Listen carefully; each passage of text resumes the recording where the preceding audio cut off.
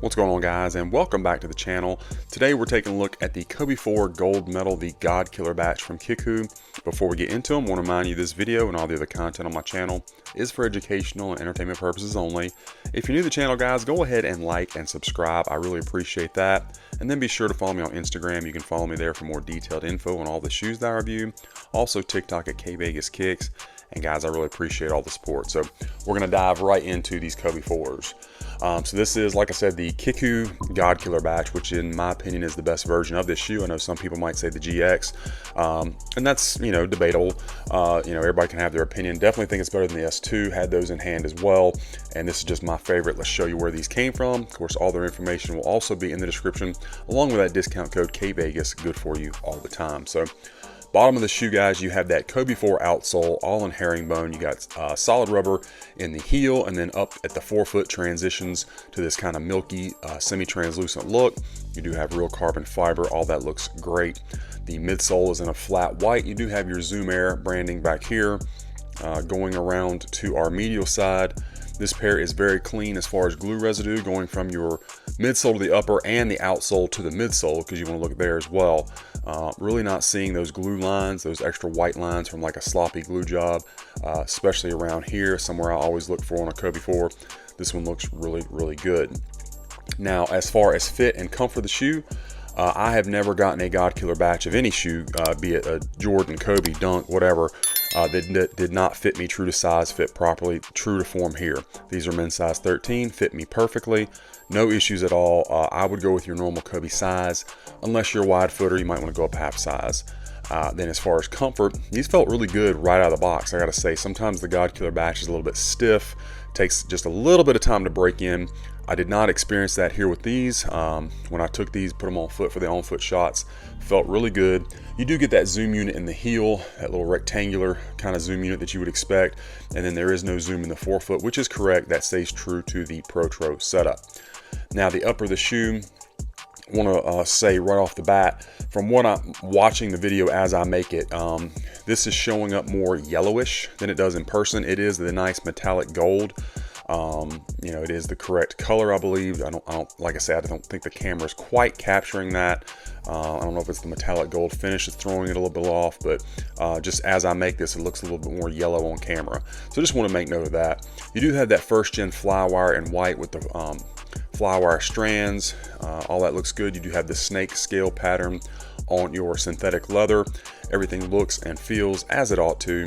You do have the correct laces, red and blue speckled with your mesh tongue, and then going up the top of the tongue. This is one of the areas, among others, but that it definitely got better than the S2 batch. The top of the tongue, a lot of times the S2 is like stiff and like straight across.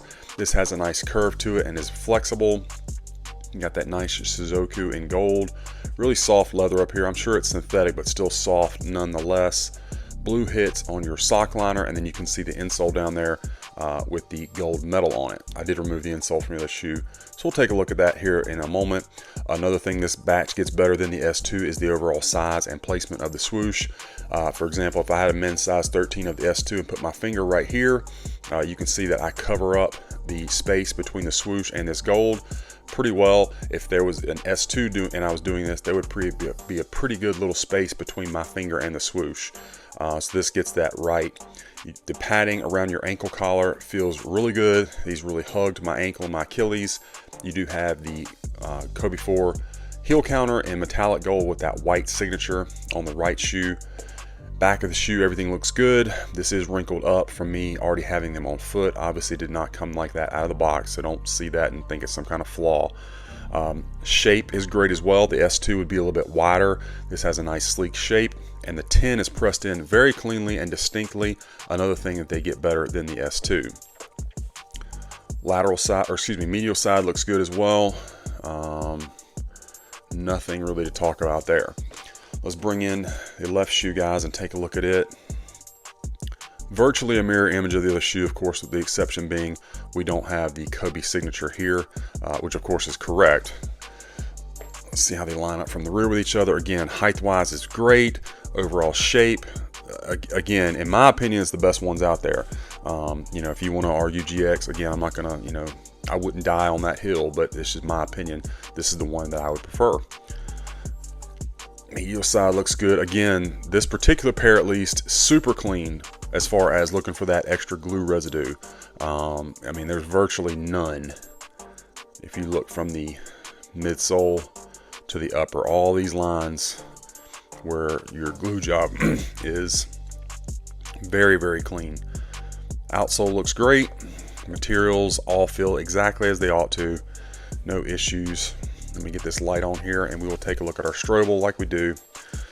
So you got the gray strobe, and I think you can kind of tell the outline right there, excuse me, of where that zoom unit is. And then of course, nothing in the forefoot because there's nothing up there. Let me get these tucked in real quick.